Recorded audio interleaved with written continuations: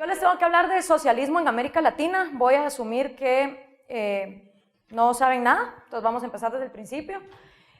No me puedo detener, porque no me va a alcanzar el tiempo, en explicarles las grandes magnitudes de cómo llega el socialismo a América Latina, pero asumiendo que son principiantes en este tema y sabiendo que son estudiantes de medicina y de cine, no tienen por qué tampoco saberlo.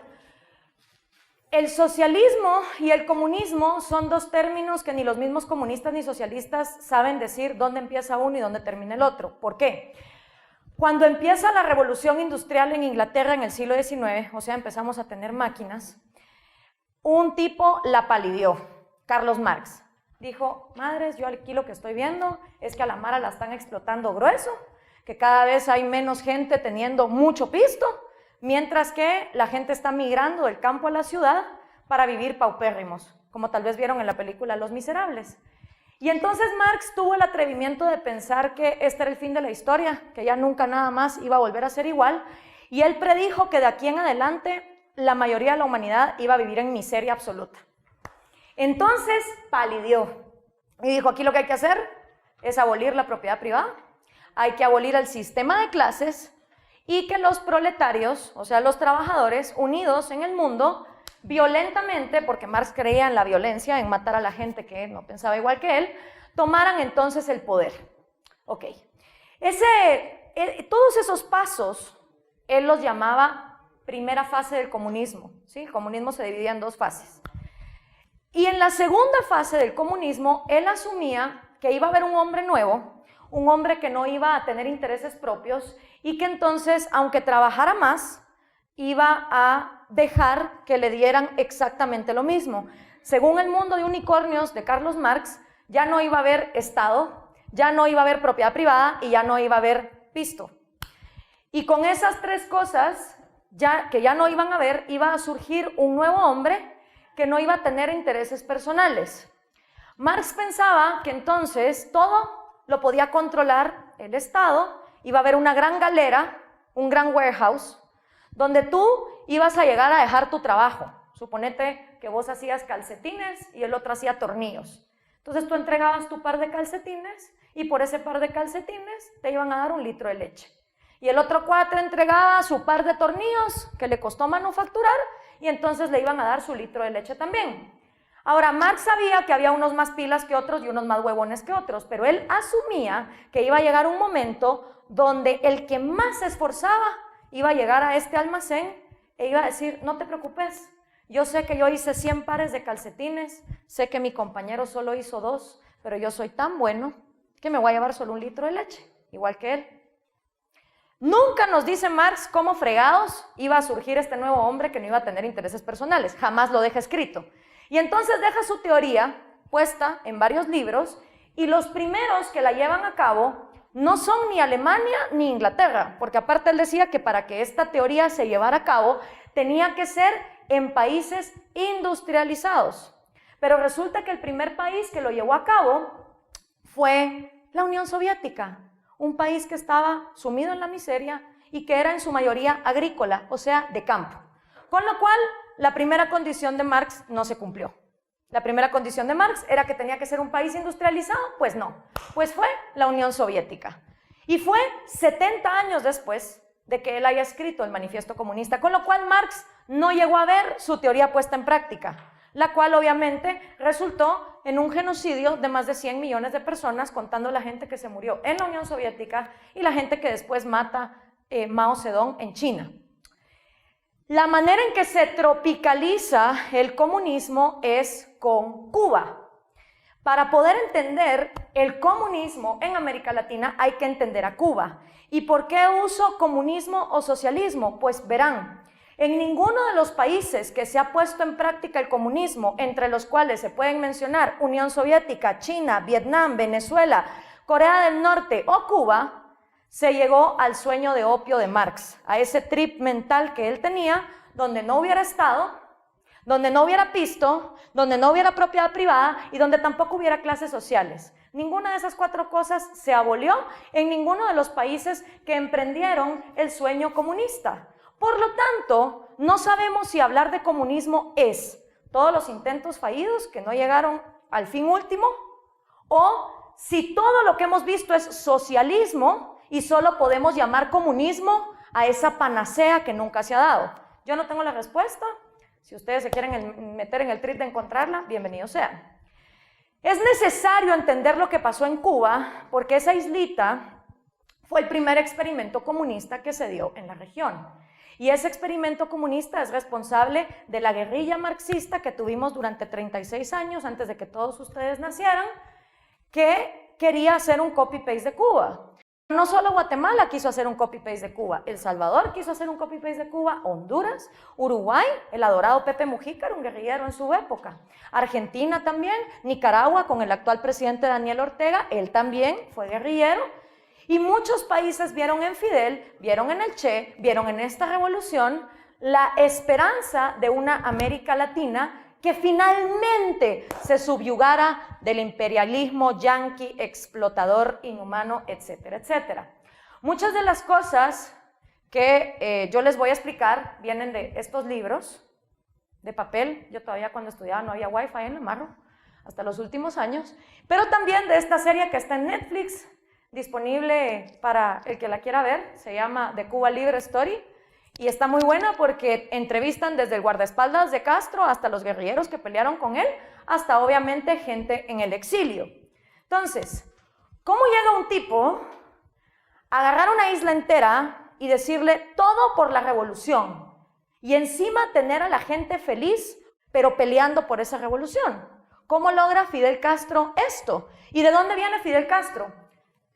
Pues miren, al igual que todos los comunistas, como el Che Guevara, como Carlos Marx, como Mao Zedong, o como la dinastía Kim en Norcorea, o como Chávez, la mayoría de comunistas no son gente miserable, ni en la pobreza, ni que pasó toda su niñez pidiendo limosna. No, la mayoría son burguesitos.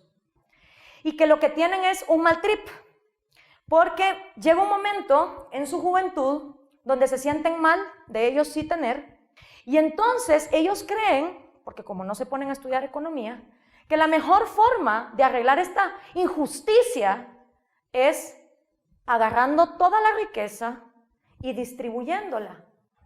Es como que yo les dijera a ustedes, miren mucha, ya no se preocupen de estudiar, hagamos una cosa para que todos estén contentos. Vamos a hacer un examen y entre los que sacan 100 y los que tienen 5, vamos a hacer un promedio y todos se quedan con la misma nota. Esa es la gran idea detrás del comunismo. Siempre, como les digo, impulsado por burgueses, por patojos que tienen mucho pisto. El papá de Fidel Castro, que es ese señor que ustedes ven ahí, Ángel Castro, él fue un inmigrante que llegó a la isla de Cuba, como muchos españoles, en el siglo XIX, y para el año 1952 él ya tenía una fortuna de $8 millones. Nada mal, ¿verdad? El problema con este señor es que él no reconoció a sus hijos, ni a Fidel ni a Raúl. Son dos, los hermanos que lideraron la revolución comunista en Cuba. No los reconoció. Este cuate tenía una finca, por cierto, después de haber negociado con los gringos que después su hijo iba a detestar. Pero el gran problema de Ángel Castro es que él no reconoció a sus hijos como legítimos.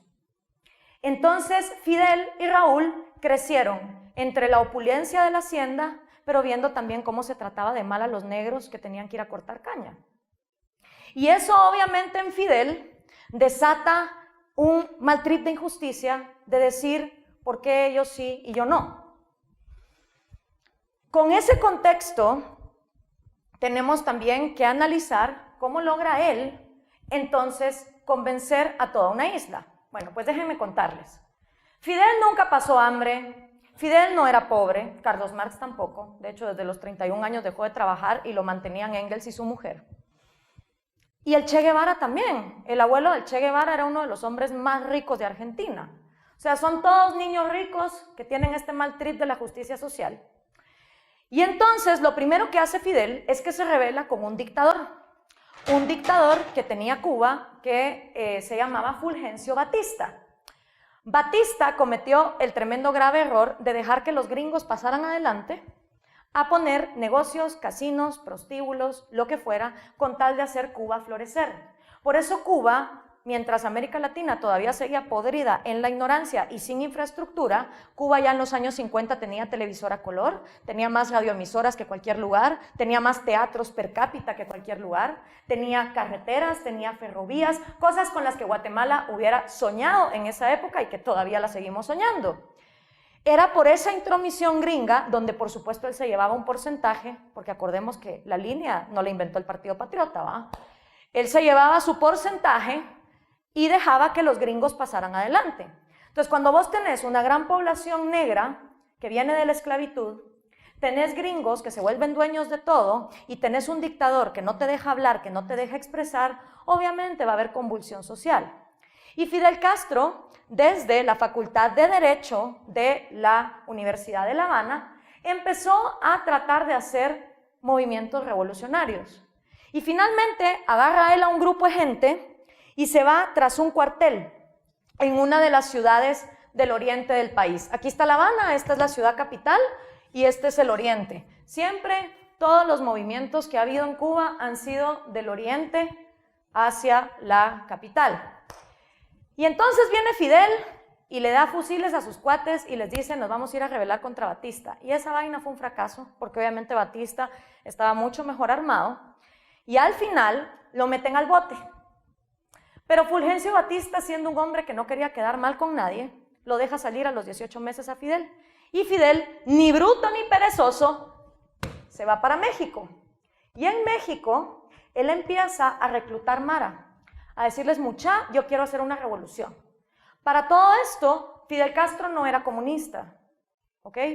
Era como la mara que nos fuimos a parar en la plaza el 2015, ¿va? Sabíamos lo que no queríamos, pero no teníamos idea de cómo hacer país. Una cosa es protestar, otra cosa es proponer. Realmente Fidel Castro no era comunista para este entonces. Él solo quería volarse a Batista.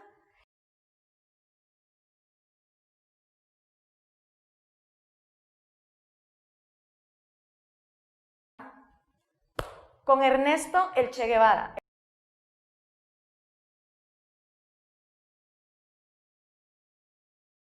Entender un poquito el contexto del Che, si podemos poner el mapa de Sudamérica entera, como les decía, también acaudalado el Che, no era ningún miserable que viniera desde abajo, y como les digo, el comunismo no es más que una estructura inventada por burgueses, donde después obviamente son utilizados los más pobres para que peleen por estas guerras.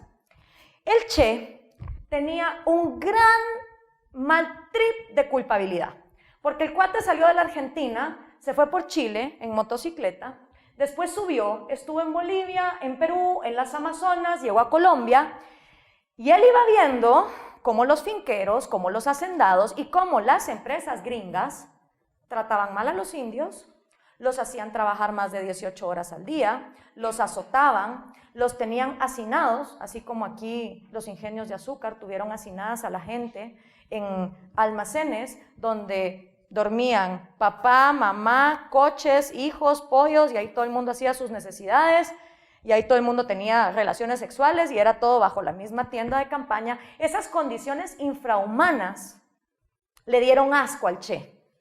Ver cómo la gente en América Latina era tratada peor que animal. El problema es que el Che pensó que la solución estaba en el comunismo, porque él, a quien le echó la culpa de todos esos sufrimientos que él vio, fue al mercado. Él dijo, la culpa de todo esto es el libre mercado, porque si no hubiera mercado, y no hubiera propiedad privada, y no hubiera dinero, esta mara no sería explotada. Pero resulta que lo menos que había en América Latina era libre mercado, porque en nuestros países, para esto no hay que ser un erudito en política, pero me imagino que ustedes sabrán que hay que tener cuello, ¿va? Usted no sabe quién soy yo, y dependiendo del apellido que tengas, los privilegios económicos que tenés. Y si naces de cierta clase social para arriba, estás hecho. Ahora, si naces de cierta clase social para abajo, más en esa época, era muy difícil salir adelante. Esas no son las condiciones que pone un libre mercado, que lo sepan, porque en un libre mercado cualquier persona puede patentar su idea en el registro de propiedad intelectual, puede montar una empresa, puede importar el producto que le dé la gana o puede exportar el producto que le dé la gana.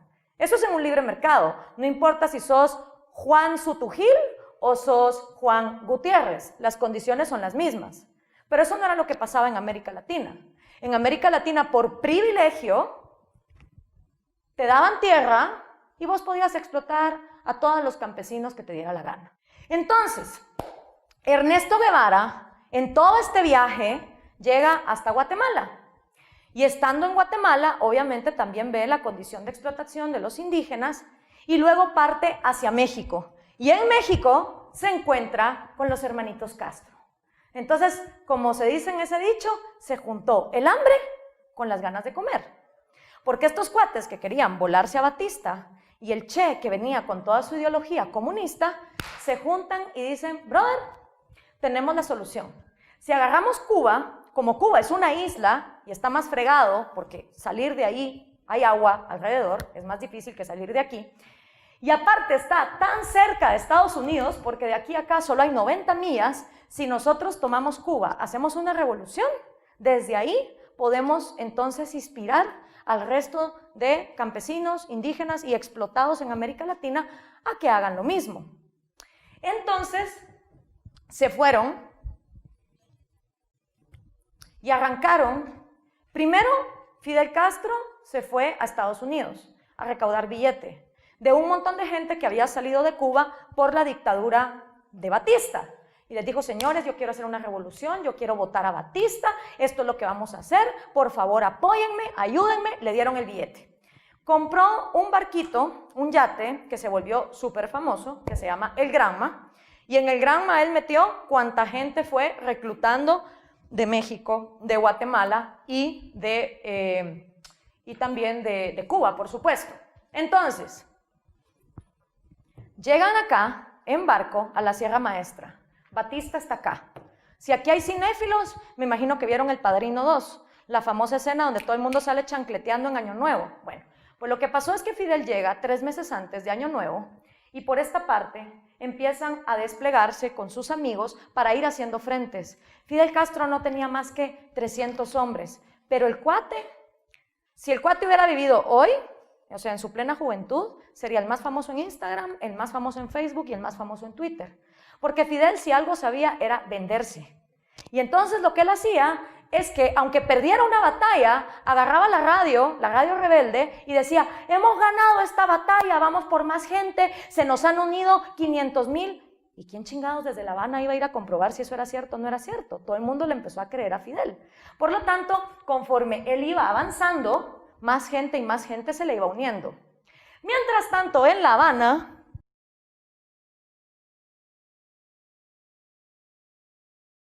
barbudos, peludos, que no van a ganar esta vaina.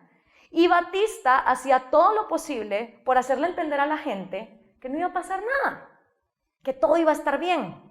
Entonces estos cuates siguieron avanzando. Aquí hay unas imágenes del Che en esa su famosa trayectoria por América Latina. Después, ¿verdad? Cuando se vuelve un asesino, se calcula que solo el Che fusiló o mandó a fusilar más de 17,000 cubanos. Entonces, para que ustedes tengan un poquito de idea del contexto que se estaba viviendo, les quiero poner algunas partes de este video.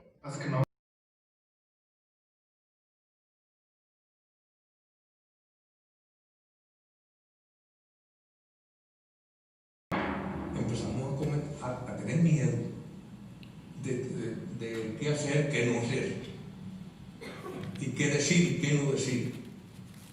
Entonces, el lema era, lo dijo Fidel y basta. Si el comandante dijo eso, es así, aunque fuera mentira. Pero había que apoyar la mentira. On February 16, 1959, Fidel Castro named himself Cuba's prime minister. During his revolution, he had been deliberately vague about what he had in mind for Cuba's future. But now, firmly in power, Castro began an extensive reform program. In one of his first reforms, Castro expropriated many American companies on Cuba. Decidedly not what the U.S. government had had in mind when they recognized Castro only months earlier. It's not a lie. They didn't promise anything. They didn't promise a good life. They promised a revolution, and they did a revolution. Many expropriated properties were divided up and given to Cuban farmers. Castro did what communists around the world Castro had called for, and thus became more radical than a lot of them. Practically overnight, American companies lost almost 500,000 acres of land. The next wave of reforms hit Cuba's wealthier classes. It was intended to help Cuba's urban poor. Ganz materiell war das auch sehr schnell umsetzbar, im Sinne von für die Armen Besserstellung hinzubekommen oder auch für die unteren Mittelschichten vor allem, zum Beispiel indem die Mieten gekürzt wurden in Havanna. Das hat die Besitzer der Wohnungen stark beeinträchtigt, aber für Leute, die auf einmal weniger Miete zahlen mussten, war das über Nacht eine Verbesserung. For Cuba, these first few reforms marked the beginning of a new conflict. The U.S. government protested against the expropriation of their companies. When protests were not enough, the United States threatened to introduce sanctions. And in Cuba, too, not everyone was willing to follow Castro's course. Many of those expropriated lost all income. Only a few hundred Cubans had fled the island. Now, thousands fled. Those unable or unwilling to live under Castro's reforms. Y ahí esa renta se para porque no se recibía, los propietarios no recibían el dinero de todas sus propiedades. Era un límite, creo que era de 600 pesos, era equivalente a $600.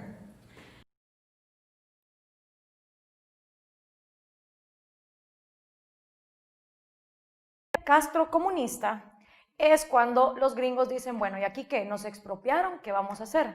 Eisenhower tenía todas las intenciones de ir a conquistar Cuba y agarrarla, porque si no, la podía agarrar la Unión Soviética. Estábamos viviendo una cosa que se llamó la Guerra Fría, que era cuando todavía la Unión Soviética estaba probando si el comunismo iba a triunfar por encima del capitalismo.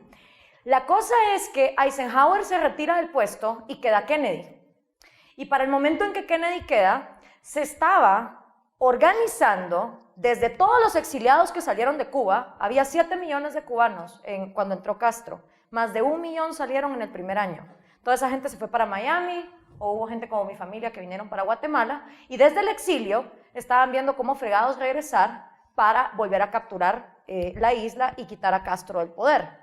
Entonces, Eisenhower ya había pactado, antes de irse del puesto, hacer una captura de Cuba, una liberación de Cuba, y fue precisamente en Retaluleu, Guatemala, donde se vinieron a entrenar más de 2,000 cubanos que querían ir a pelear para rescatar su tierra. Y vinieron acá a Retaluleu y se entrenaron en la CIA. Pues les digo esto porque a veces uno dice, ay, a mí qué me importa que una isla se pudra en comunismo. No, pues ya conforme vayamos viendo, vamos a ir viendo cómo toda la historia latinoamericana se entremezcla y cómo realmente sí nos debe importar si un país se pierde, porque al final es también pérdida para nosotros. La cuestión es que después de Eisenhower llega Kennedy al poder. Y cuando a Kennedy le dicen, mira, está este plan, ya lo había firmado Eisenhower, vamos a ir a liberar Cuba, hay mara que se está entrenando en Retaluleu, Guatemala, para salir desde ahí, agarrar Cuba. Kennedy dijo, no lo creo, yo no quiero conflictos con la Unión Soviética y a mí la verdad es que Cuba me da igual. Entonces, a última hora lo tratan de convencer y decirle, no hombre hermano, no seas mala onda, mira, están todos los cubanos entrenándose en Guatemala, lo único que tenemos que hacer es esperar que ellos bajen en la isla y nosotros los vamos a llegar a apoyar. Y Kennedy como que a medias tintas dijo, está bueno pues, apoyémoslos. Pero apenas si les dio, no sé, 4 aviones y 5 barcos. Y la cosa es que el desembarco fue un fracaso. Y de la mayoría de cubanos que se habían entrenado aquí en REU para ir a rescatar Cuba, pararon presos de Fidel. Hubo gente que perdió 20 años de su vida ahí metido. O sea, eso es como que los agarraran a ustedes ahorita y los sacaran hasta que tuvieran 30 y pico o 40 y pico de años. Entonces, en este contexto, podemos ir viendo también cómo va avanzando la alianza que va teniendo Fidel Castro con la Unión Soviética. Les quiero poner un poquito de esa parte. O para Fidel en particular. El camino es un misterio. Yo tengo informaciones en las dos direcciones de que Fidel lo mata y de otras que se cae. Es difícil saberlo. Lo que sí se sabe es que Camilo tenía problemas con Raúl Castro, problemas muy serios con Raúl Castro. Uber Matos was made a pariah and sentenced to 20 years imprisonment. Cuba, meanwhile, grieved for Camilo Cienfuegos. But most Cubans had more serious problems than political orientations. Much of the population lived in extreme poverty. The main reason for this was that the United States had cut much of their trade with Cuba, to Fidel Castro's dismay.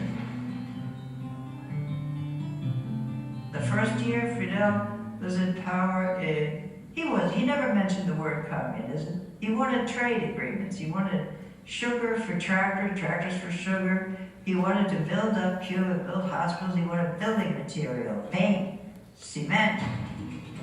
To obtain construction materials, Cuba needed a new trade partner. Castro's first choice was the United States' sworn enemy, the Soviet Union. On February 8, 1960, the Soviet minister Anastas Mikoyan landed in Cuba. Accompanying him was an old friend of the Castro brothers, whom they had met in exile in Mexico, and who had helped them during the revolution. Ok, entonces acá podemos ver que la razón por la cual Castro se alía a la Unión Soviética y se mete en el trip comunista viene un año después de él estar en el poder, porque dice, ok, expropié a los gringos, mi economía se está viniendo abajo, todo el mundo se está muriendo del hambre, tengo escasez, necesito suplir esto. ¿Y cómo voy a suplir esto? Pues no me voy a ir con los gringos de regreso, ¿va? Ya sé que Eisenhower trató de venirme a atacar, entonces se va con el superenemigo. El enemigo de mi enemigo es mi amigo, y se va con la Unión Soviética, lo cual pone muy feliz a su hermano Raúl, porque Raúl sí empezó a simpatizar con las ideas comunistas, al igual que el Che Guevara. Pero fíjense cómo es de interesante también la historia de Fidel, porque aquí les tengo, bueno, esto es, para que se den cuenta, 1960, o sea, Castro entró en el Año Nuevo del 59. Al año después, el 13 de noviembre de 1960, en Guatemala, empieza la guerrilla a tratar de hacer el mismo copy-paste que en Cuba. Ahora, el cuento que a ustedes les cuentan es que la guerrilla empezó entre los pueblos indígenas explotados y pobres, lo cual está muy fuera de la realidad. La verdad es que la guerrilla empezó en el oriente del país, en un cuartel militar, donde había militares jóvenes que ya estaban aburridos de los militares viejos que venían desde la época de Ubico y decidieron rebelarse, entre ellos John Sosa. Entre ellos, aquí pueden leer la vida de estos cuates. Tampoco era que pidieran limosna o vivieran mal. La mayoría de los guerrilleros guatemaltecos eran, de nuevo les digo, universitarios, gente de clase media alta, que empezó a ver lo que estaba pasando en Cuba y dijeron, ¡qué virgo! Porque claro, cuando Castro nomás entró en el poder, todavía no estaba la crisis que hubo después. En ese momento todo era maravilla. ¿Quién es el barbudo que se le opuso a los gringos? Porque detestamos a los gringos, obviamente, si no nos quitan la nacionalidad latina, eso así es. Y en este libro, que también lo pueden pasar si lo quieren ir viendo, ustedes pueden conocer un poco la historia de los guerrilleros que hubo en Guatemala. Y entonces tuvimos el ejército guerrillero de los pobres, que por ejemplo quemó vivo a el abuelo de Rodrigo Arenas, presidente del Movimiento Cívico Nacional, o sea, para que vean que es historia reciente, hay abuelos, hay tíos, hay gente que murió en esto. Estuvo la ORPA también, estuvieron entonces desplegados por diferentes partes del país, siempre buscando las montañas para hacer ese copy-paste de la Revolución Cubana, porque se buscaba que esto funcionara. Pero no solo en Guatemala, en toda América Latina. O sea, la influencia que tuvo Cuba llegó a todas partes. Pepe Mujica en Uruguay estuvo en la guerrilla, hubo guerrilla en Argentina, hubo guerrilla en Perú, las FARC, que hoy por hoy no solo son guerrilla, sino que son el cártel capitalista más grande de drogas que hay, también tiene su entrada en esto. Y es necesario ver esto, porque el modelo que estaban siguiendo, nadie sabía cómo gobernar, ¿ok? No era que tuvieran un plan de gobierno, era la cuestión de protestar contra los dictadores, la clase explotadora y abusiva de América Latina, llegar al poder, expropiar y después ahí vemos qué hacemos. Realmente no era que esta gente fuera estadista. De hecho, el Che Guevara termina siendo apuntado como el jefe del Banco Central de Cuba. Y la razón por la cual él fue apuntado como el jefe del Banco Central de Cuba es porque estaban en una reunión y dice Fidel, necesito un buen economista. Y el Che entendió un buen comunista. Entonces levantó la mano y dijo, sí, yo me encargo del Banco Central. O sea, los puestos se dieron a dedo. Aparte del Banco Central lo dejó como ministro de Industria. Entonces ustedes se imaginan unos pobres patojos, peludos, sin idea de cómo funciona la economía, creyendo que el comunismo era lo máximo. Ojo, ya la Unión Soviética estaba decayendo, teniendo el control absoluto sobre una isla y todo su poder. Entonces, ahí está Fidel Castro, ahí está el Che Guevara, Raúl Castro, el hermano de Fidel, Camilo Cienfuegos y Uber Matos. Ahorita yo les acabo de mostrar las imágenes de unas cárceles circulares, porque aquí está lo curioso. Esta es la gente que peleó a la par de Fidel. Incluso cuando tomaron La Habana en Año Nuevo y Fidel estaba hablándole al público, se voltea y dice así, ¿voy bien, Camilo? Y Camilo le dijo, usted siempre va bien, mi comandante. O sea, así de brothers era esta gente. Esta gente comió en la montaña junta, peleó en la montaña junta y tenían ideales juntos. Pero ¿qué pasó? Una vez Castro llegó al poder, empezó a hacer todo lo que a él le daba la gana. Y empezó a ver que si se aliaba con la Unión Soviética, entonces todas las cosas le iban a ir mejor. A Camilo no se tripeaba mucho el comunismo. Él no creía que por ahí era la situación. Entonces Fidel le dice, mira, haceme un favor. ¿Por qué no te vas y mandas a la cárcel, a estas cárceles circulares, a Uber Matos? Uber había tenido un papel importante durante el conflicto porque él dio armas. O sea, imagínense, esta gente dando armas, ayudando a Fidel, el otro dando la ideología. O sea, Mara con la que hiciste compadrazgo. Y le dice, vas a ir a meter al bote a Uber Matos, porque a Fidel si algo no le gustaba es que hubiera gente que le hiciera sombra. Y entonces se va Camilo, se va con Uber, no en Uber, con Uber, lo va a dejar a la cárcel y cuando viene de regreso en un avión que supuestamente tenía que aterrizar en La Habana, pues el avión nunca aterrizó. ¿Saber qué pasó con él? El cuate desapareció. Lo cierto es que nunca más se volvió a saber de Camilo. Uber Matos luego también se pudrió en la cárcel. Y el caso interesante del Che, porque el Che realmente, en sus mismas cartas del libro que yo les acabo de pasar, él le dice a su papá, papá, te confieso que me encanta matar. No hay nada más bonito que matar. Él mismo se lo confiesa a su papá. O sea, al Che lo que le gustaba era el sangrerío, a él lo que le gustaba era estar en la revolución. Eso de que lo tuvieran sentado, viendo cuestiones bancarias y viendo el Ministerio de la Industria, eso qué hueva, ese no era su trip. Entonces el Che decide que no, que él lo que quiere es armar revolución. Y entonces se va para el África. Y se va al África, al Congo, donde también tenían un dictador hijo de la gran diabla, y él dijo, yo voy a poner a todos estos negritos a que se rebelen, y aquí vamos a hacer el comunismo congolés. Le fue de la patada. Pero ya Castro empezaba a observar al Che como de lejos, y diciendo, bueno, este cuate que haga lo que le dé la gana. Después de que le fue mal en el Congo, dijo el Che, no, voy a intentarlo en otro lado. Y se fue para Bolivia. Y entró a Bolivia con la cabeza rapada, se tuvo hasta que disfrazar porque obviamente era enemigo público número 1 de todas las dictaduras militares de América Latina. Dios guarde el Che pusiera pies de regreso en Guatemala, pues ni loco. Pero se va para Bolivia y trata de convencer a los campesinos bolivianos de que la revolución comunista es el trip. Y le había prometido Fidel que lo iba a ayudar con cargamentos, que lo iba a ayudar con gente, que lo iba a ayudar con armas, y al final Fidel no le mandó nada. Porque algo que le estaba molestando a Fidel es que el Che estaba teniendo más popularidad que él. Pero Fidel era más inteligente que eso. Él sabía que no se podía echar la figura de Fidel encima, como tampoco se echó la de Camilo.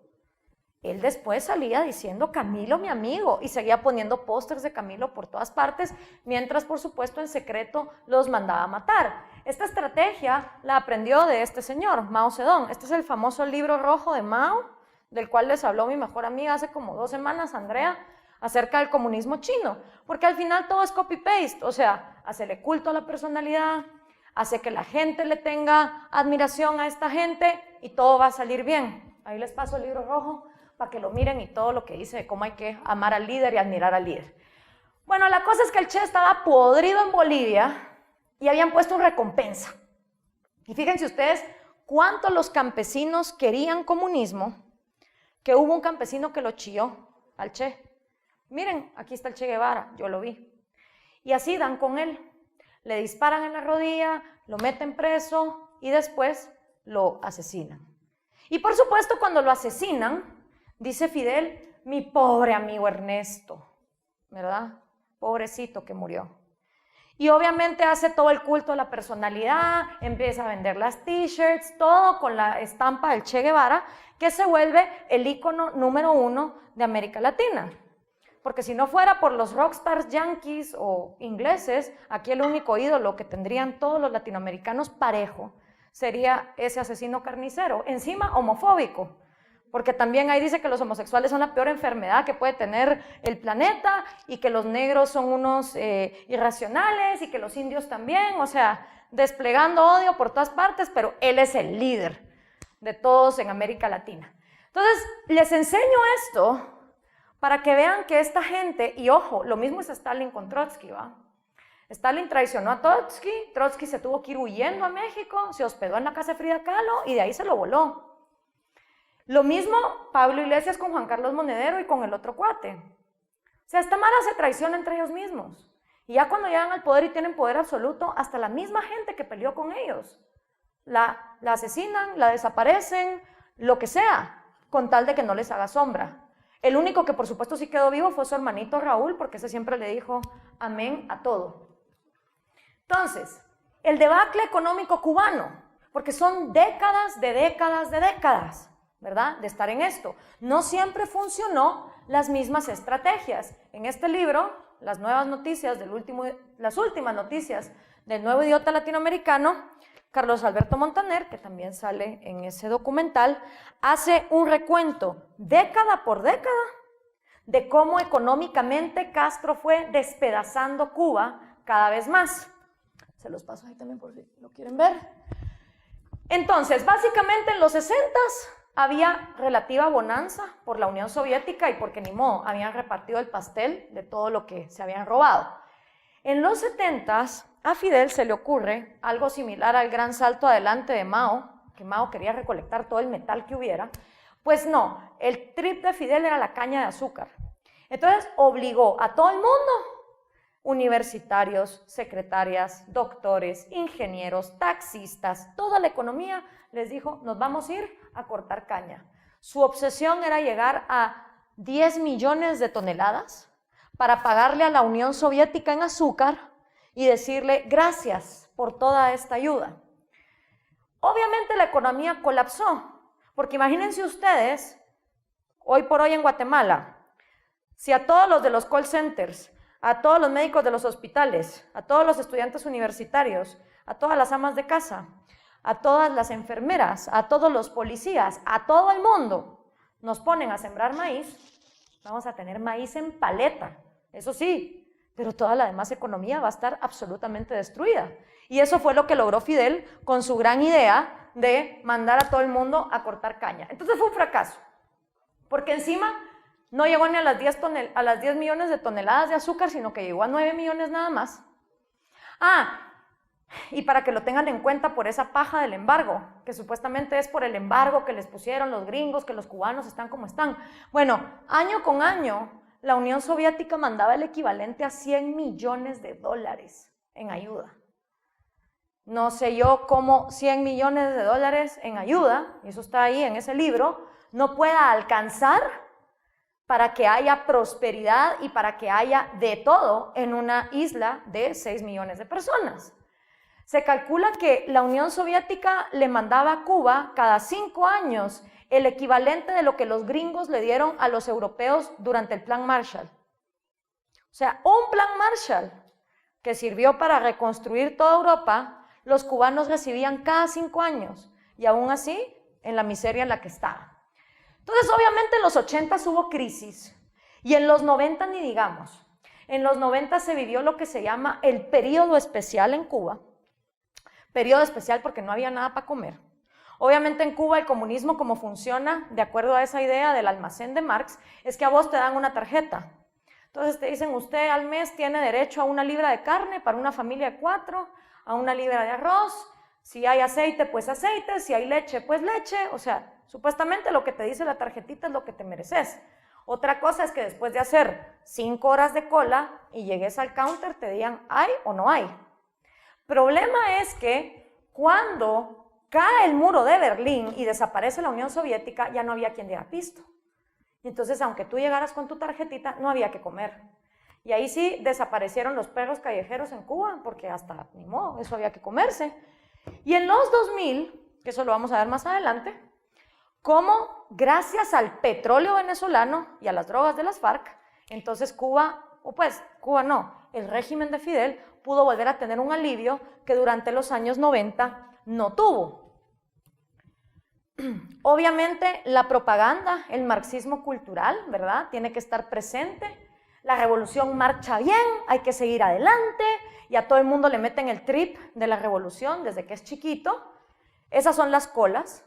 Entonces, mientras tú estás haciendo cola, ¿verdad? Estás aquí parado, aguantando sol, muriéndote del hambre, alguno que otro anciano desfallecido, te ponen, ¿verdad?, una imagen como esta para decirte 70% de los cubanos han nacido en el bloqueo. El bloqueo lo puso Kennedy, que por cierto, antes de poner el bloqueo mandó a traer cajas de habanos cubanos porque le fascinaban, ¿verdad? Es muy hipócrita.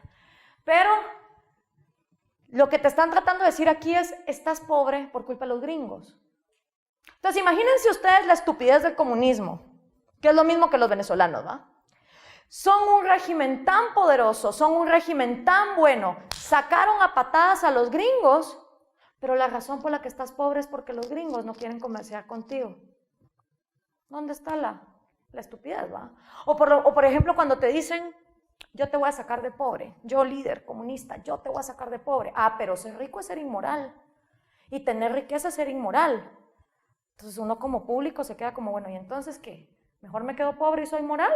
¿O me vas a volver rico y entonces yo también me voy a volver inmoral? ¿Cómo está la cosa?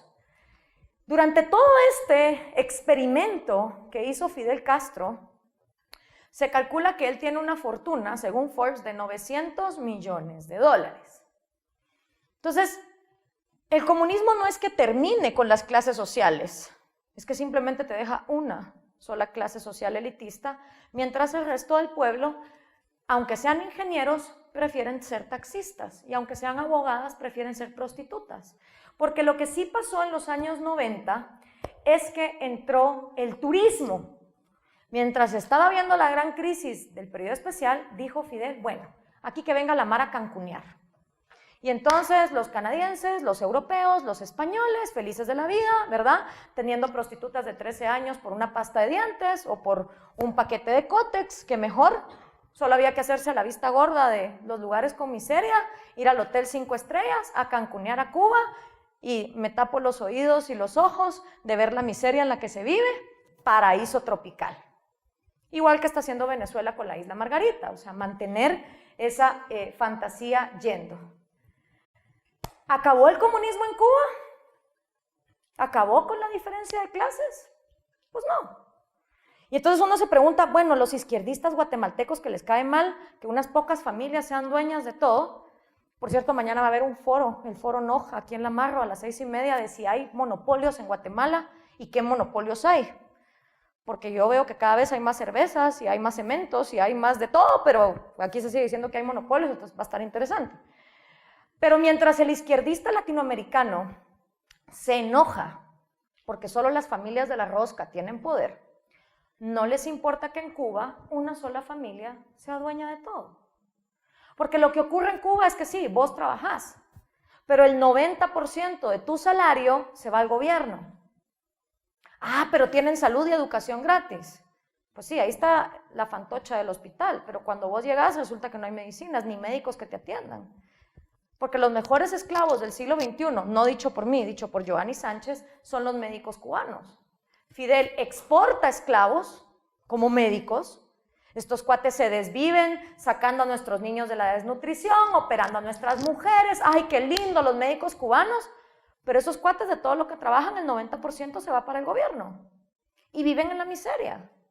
Entonces digo yo, ¿qué es más inhumano? ¿O qué es más cruel? poner a alguien a estudiar una carrera universitaria, volverlo pilas para después tenerlo en la miseria. Yo creo que eso es más cruel que una persona nazca, crezca, se reproduzca y muera en la ignorancia, porque al menos no sabe de lo que se pierde. Es analfabeta, su cabeza no dio para más, incluso por los temas de desnutrición. Pero que vos vengas y agarres a alguien y le des una profesionalización y le digas, vos sacaste esta carrera, y que luego le digas, tu sueldo, que el sueldo promedio en Cuba es $8 al mes.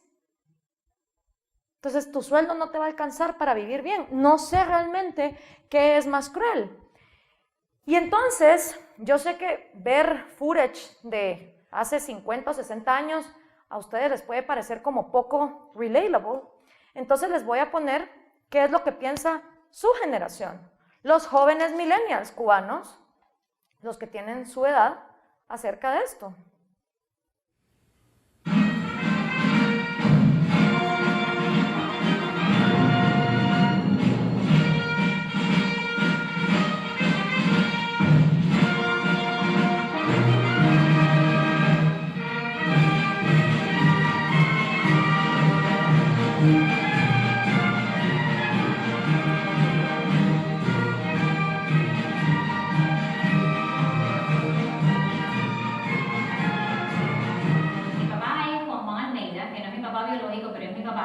Es la única figura paterna que yo conozco, y él es el hijo de uno de los comandantes de la revolución. Su nombre, bueno, Juan Miguel Moco, fue el vicepresidente de este país. Nosotros teníamos mucha comunicación, pero el amor nunca faltó. Eso estaba muy claro. El amor nunca faltó de ninguna otra. Gracias a eso yo pude viajar desde que tenía 10, 11, 12 años, no recuerdo. Y también gracias a eso él pudo hacer muchas amistades que contribuyeron a que yo tuviera un acceso determinado a ciertas culturas y a cierta información que por supuesto el resto de la población no lo tiene, no lo posee. Cuba es una sociedad clasista, pero además es tan evidente desde el primer momento que usted pone los pies en el aeropuerto. Las clases sociales están absolutamente divididas y están absolutamente categorizadas. Inclusive las personas de mayor nivel social viven en una parte de la ciudad de La Habana y las personas de menor nivel socioeconómico y cultural viven en otra parte de la ciudad de La Habana.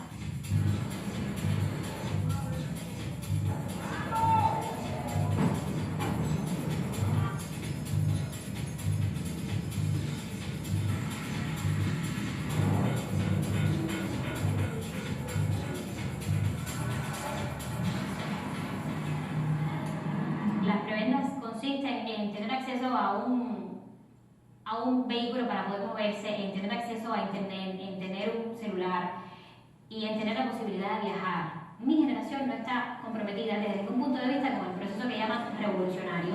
¿Qué opinas del cumpleaños de la revolución de los 50 años? A mí me da lo mismo que se cumplen 50, que 30, que 20. Yo creo que se acaban ya los cumpleaños de se acaban ya.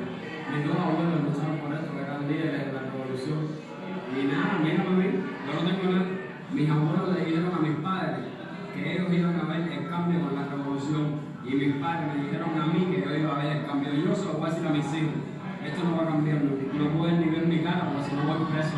Ya inclusive la generación de mis padres, que puede hasta cierto punto sentimentalmente verse vinculada con ese proceso, ya están totalmente al margen porque no se sienten, porque no creen que eso fructificó, y por ende mucho menos la mía.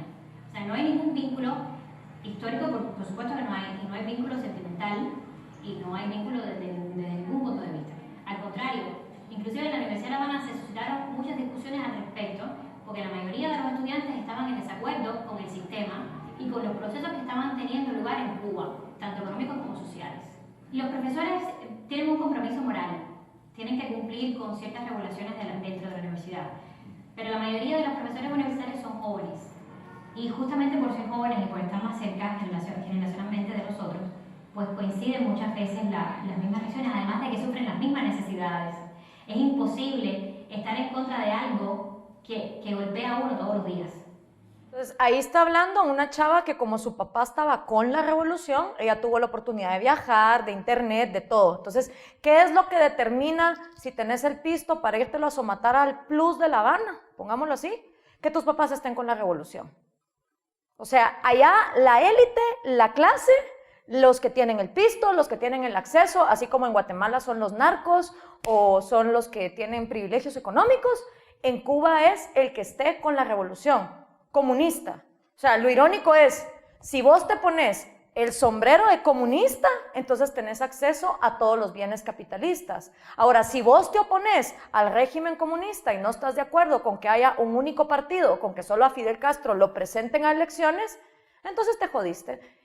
Y esta es una prueba del otro lado de la moneda.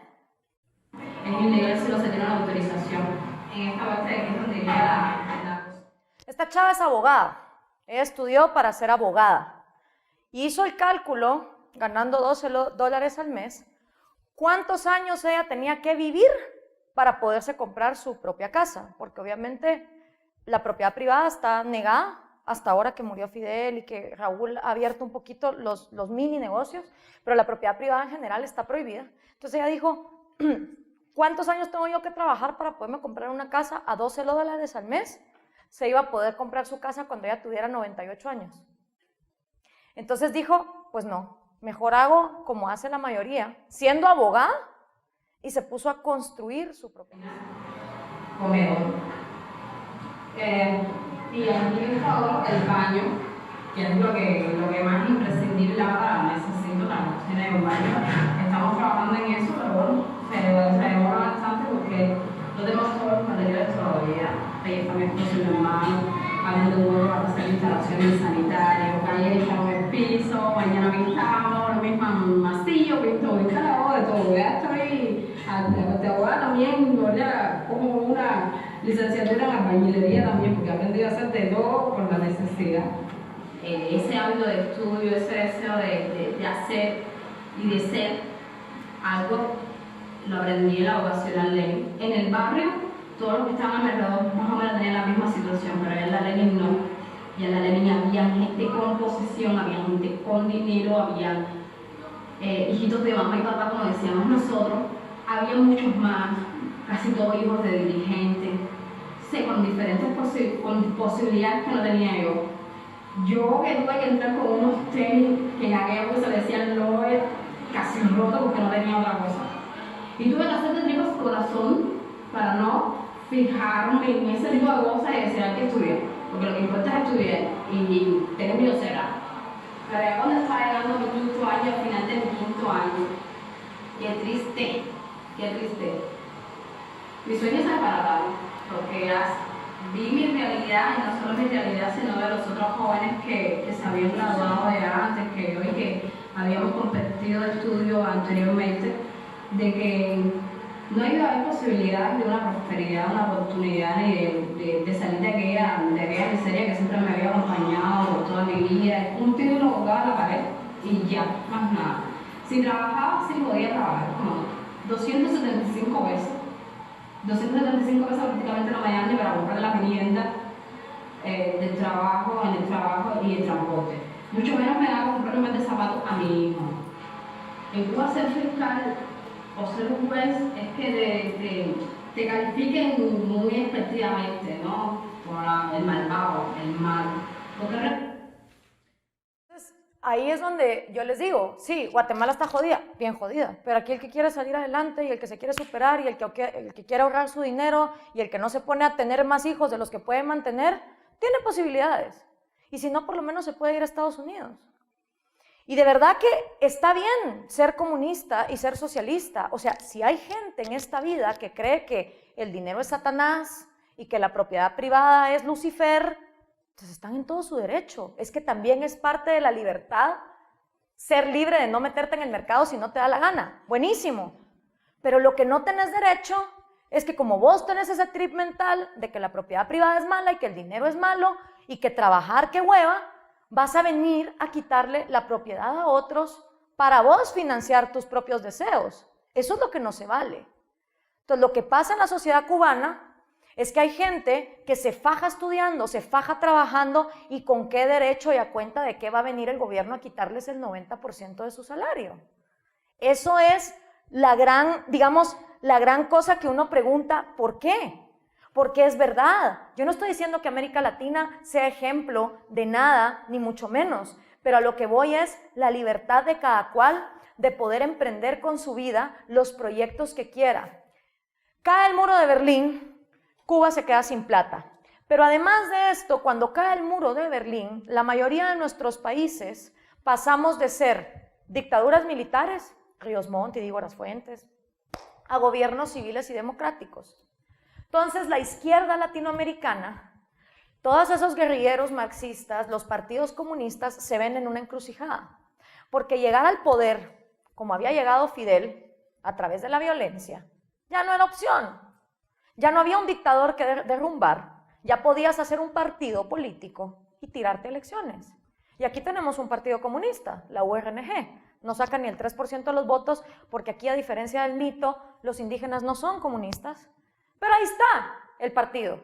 Entonces, esa izquierda latinoamericana tenía que ver cómo organizarse, cómo sobrevivir a la nueva era que se venía. Una era democrática, donde ya no íbamos a tener el pisto de la Unión Soviética para financiar guerrillas. Y entonces, esa izquierda, liderada por supuesto por Fidel Castro, se van a Sao Paulo, Brasil, y celebran el Foro de Sao Paulo en el año 90, cuando en el 89 había caído el muro. ¿Qué es el Foro de Sao Paulo? Pues es la manera en que la izquierda se reinventa después de que a través de las guerrillas marxistas no iban a poder llegar al poder. ¿Quiénes acudieron al foro? Para que se hagan una idea, el Partido Comunista de Cuba, la URNG de Guatemala, la UNE de Álvaro Colom y Sandra Torres también forma parte del Foro de Sao Paulo, el FMLN de El Salvador y el Frente Sandinista de Nicaragua, solo por ponerles algunos ejemplos. El contenido del foro, pues el indigenismo, obviamente esta estupidez que no resiste ningún análisis científico ni de ADN, que dice que unos colores de piel valen más que otros. No sé si han visto ese video que ha circulado en las redes, agarran a un grupo de jóvenes y los jóvenes dicen, ay, es que yo soy 100% rumano, y yo soy 100% gitano, y yo soy 100% inglés, y le sacan una muestra de ADN y la llevan al laboratorio, y los cuates se ponen a llorar porque ven que tienen partes de África, partes de Asia, o sea, tu mapa genético. El indigenismo no resiste ningún análisis científico porque todos somos una licuadora genética. Todos somos producto de invasiones, de culturizaciones, de colonizaciones que se han dado a través de los 30.000 años que lleva el Homo sapiens de tener patas y caminar de un lugar al otro. Entonces, eso de andarnos dividiendo por razas, por etnias, no, somos individuos. Y el color de piel da igual a la hora de que tenemos todos derechos. Ah, no, pero aquí la cosa es divide y vencerás. Y la misma gente que condena a los nazis por decir lo mismo, solo que de las pieles blancas, se pone a aplaudir como foca cuando se habla del indigenismo y de la cultura indígena y de que ellos tienen que tener más derechos por sobre los demás. Entonces digo yo, ojalá llegue el día en que se repartan 14 millones de kits de ADN en esta nación y nos dejemos de pajas y todo el mundo descubra lo que hay detrás de cada uno de su ADN. Lo segundo, obviamente, es el ecologismo radical, que está más basado en la ciencia ficción que en la ciencia per se, y la teología de la liberación, que fue un movimiento católico que nació en la Universidad de Lovaina que le permitía a los sacerdotes católicos meterse en las guerrillas marxistas. Entonces, estas tres patas ideológicas son las que sostienen el Foro de Sao Paulo. Si ustedes quieren saber más de este tema, escribí un libro con Axel Kaiser, se llama El engaño populista.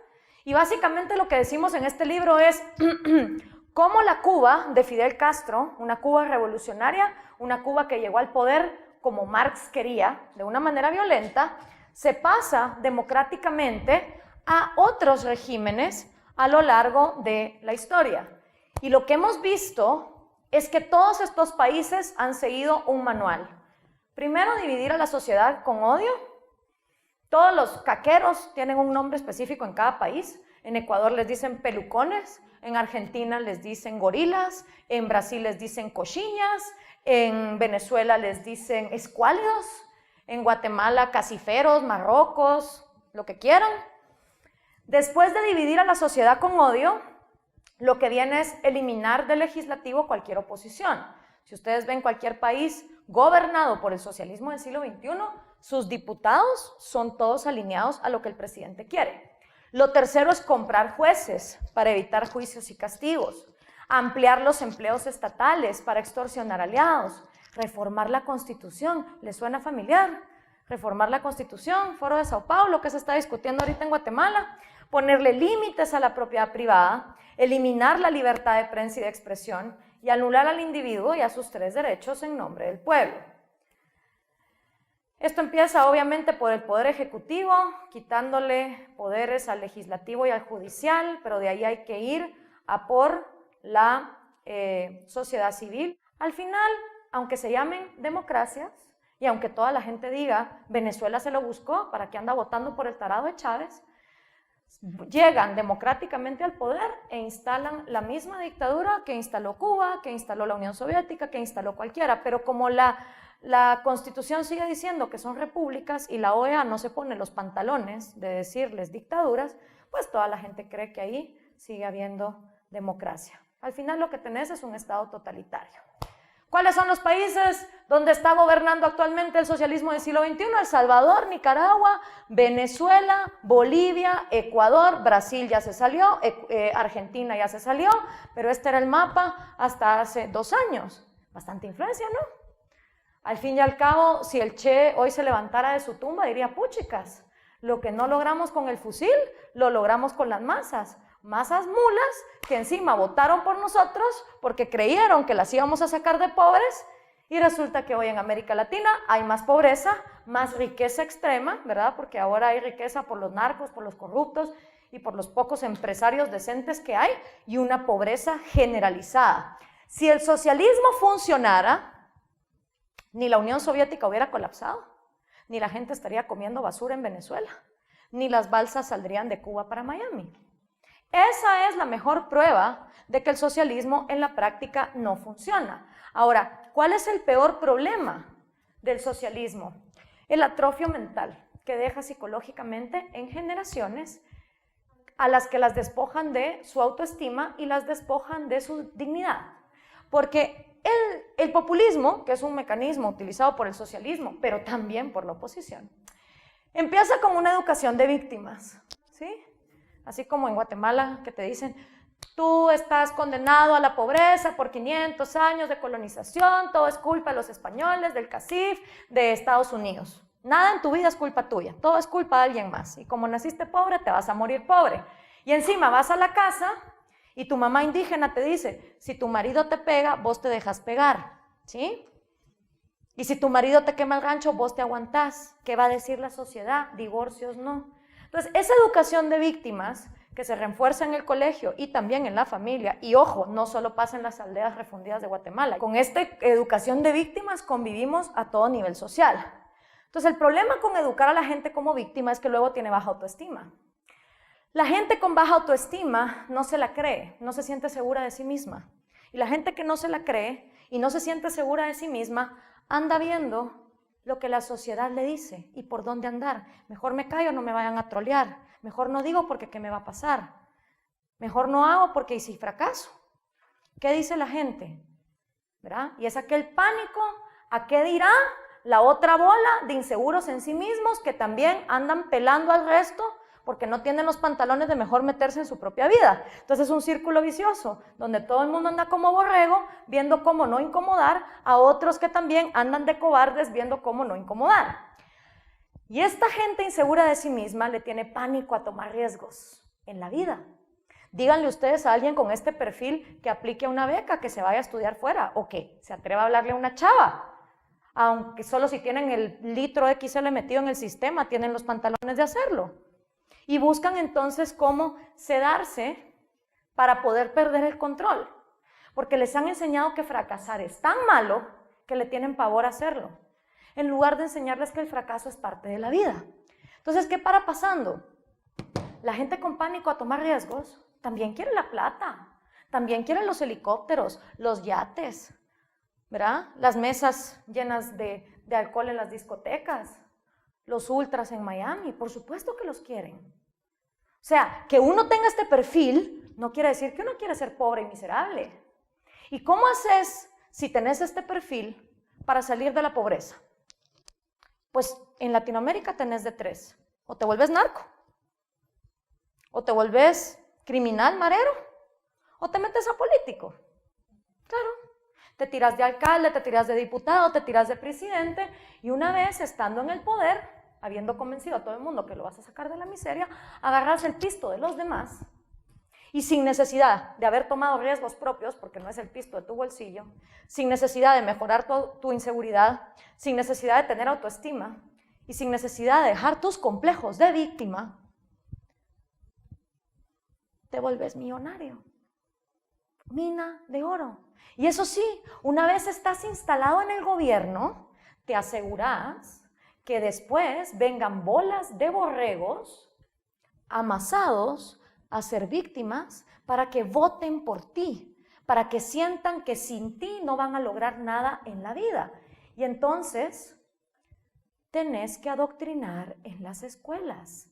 Esa tan famosa educación gratis, que de gratis no tiene nada, porque la pagan todos los cubanos con el 90% de su salario esclavizadamente, no es educación, es un adoctrinamiento para que te vuelvas fan y para que te vuelvas borrego de asesinos carniceros que llevan décadas de estar muertos. Entonces, abril es un mes muy lindo, en abril se abren las flores y abril es el mes de Girón. Una vez en abril los yanquis nos atacaron, mandaron a mucha gente mala, la que venía de Río. Querían acabar con Cuba Libre, el pueblo los derrotó. Fidel dirigió la lucha. Cha, che, chi, cho, chu. El che luchó en Cuba. Mochila. La mochila es para meter el fusil. ¿Quién no conoce a este hombre de la boina guerrillera? ¿Quién no conoce su nombre? ¿Quién no conoce su cara? ¿Quién no quiere ser como era el Che Guevara? Entonces vos tenés 7 años y todo lo que ves es miseria y te enseñan esto, ¿qué crees que va a pasar a futuro? Pero no solo es ahí. Universidad de Buenos Aires, Facultad de Derecho, año 2015. Que la universidad se pinta de pueblo. La izquierda está con Cristina y con el Proyecto Nacional Popular Latinoamericano, PCCC. Universidad, súmate a la militancia. Revolución es sentido del momento histórico, Fidel Castro. Las aventuras de Evito, lectura obligatoria en Bolivia para niños de kinder. Entonces te dice, Evito era un pobre niño que no tenía para comer. Entonces te pone abajo, en el año 2008 el presidente Evo Morales regaló tantas bolsas de comida. Dicen los niñitos. Y mi favorito, libros de sexto primaria en Venezuela. Entonces, el pobre de Bolívar, al igual que el pobre de José Martí, que eran más libertarios que la médula, yo creo que se revuelcan en sus tumbas cada vez que Fidel Castro o Hugo Chávez prostituían sus nombres, metiéndolos en esa carnicería de dictadura que tuvieron, y por supuesto Jesucristo abrazándolos a los dos. Entonces, mientras el mundo avanza para tener innovación, para enseñarle a los jóvenes de tecnología, de cómo usar satélites en el espacio, nosotros a nuestra juventud la volvemos fan de asesinos que están muertos y les enseñamos que ellos por sus propios medios no van a poder salir adelante. Todo esto que yo les acabo de decir me ha servido a mí mucho para hacer un segundo libro que se llama Cómo hablar con un progre. Porque yo sí creo que si queremos acabar con la pobreza, aquí vamos a tener que enseñarle a cada quien a pararse en sus propios pies. Y creo que el sistema donde cada quien se para en sus propios pies es en el libre mercado. Si a vos no te gustan los gringos y no te gustan los productos gringos, estás en tu libertad de no consumirlos. Pero no tenés derecho a llegar por la vía violenta al poder a joderle la vida a los demás. Deja que cada quien decida. Si una niña indígena quiere tomar la libre determinación de ponerse su corte y su huipil, tiene todo el derecho. Y si quiere vestirse con Nike y con jeans y con t-shirt de paca, también está en su derecho. Dejemos de pensar que podemos controlarle la existencia a los demás. El gobierno no está para eso. Ahora, yo sí los invito a que estudien la historia del socialismo, porque es bien fácil decirse fan de Bernie Sanders y socialismo y distribución de la riqueza y qué cool. Pero la verdad es que hay que ver más allá y hay que tener empatía por las víctimas, más de 100 millones de víctimas que perdieron la vida ante experimentos comunistas. Si lloran con películas como Twilight o 50 Shades of Grey, yo no sé lo que ustedes harían si se ponen a leer las atrocidades que fueron los gulags en la Unión Soviética o el gran salto adelante en Mao. O sea, si pueden desarrollar empatía por unos vampiros y unos hombres lobos, ¿por qué no desarrollar empatía por la humanidad que sí vivió esas cosas? Y entender que esa obsesión por querer centralizar no sirve para nada. Y les voy a explicar por qué. Y con esta lección termino. La distribución de la riqueza, el pensar que si distribuimos vamos a ser más justos. Si ustedes agarran una isla como Cuba en el año 59 y se ponen a distribuir como hizo Fidel, digamos aquí, lo primero que haríamos es todo el mundo quítese los zapatos, traigan aquí sus zapatos. Todo el mundo deme sus computadoras, traigan aquí las computadoras. Todo el mundo deme sus gorras y vamos a hacer un experimento comunista. Yo cierro la puerta y les digo, ok, de ahora en adelante, todo lo que ustedes tienen puesto, lo vamos a poner aquí en una montaña y vamos a empezar a repartir. Zapatos, tenis blancos, hay tantos, computadoras, hay tantas, celulares, hay tantos, mochilas, hay tantas, y hacemos una clasificación de todo lo que en este momento existe y contamos cuántos somos. Y entonces repartimos de igual manera. Ahora, va a haber cosas que no va a haber igual. Por ejemplo, esas gorras las vamos a tener que turnar para que solo una vez a la semana cada quien pueda ponerse una gorra. Y el que no quiera ponerse la gorra, igual se la va a tener que poner, porque así lo dice el gobierno comunista. Entonces, cuando tú repartís lo que existe en un momento histórico, pero cerrás la puerta y le prohibís a todos los que están acá salir a ver qué se está inventando, allá afuera pueden estarse creando carros voladores, naves espaciales que nos lleven a la luna, se pueden estar creando androides que, no sé, le den agua a las flores, cualquier invención. Y esa invención queda afuera. Esa invención queda absolutamente afuera de este experimento comunista. Con lo cual, la repartición de la riqueza, lo único que logra es que vos te estanques en el tiempo y solo se reparta lo que en un momento determinado hay. Pero de ahí para adelante nos jodimos todos. Y mientras el mundo avanza, La Habana sigue pareciendo una fotografía de 1959. Muchísimas gracias por su atención. Sé que algunos se tienen que ir. Ha sido un gusto para mí de verdad y muchos éxitos en su carrera universitaria. De verdad, Guatemala necesita profesionales pilas. Así que gracias.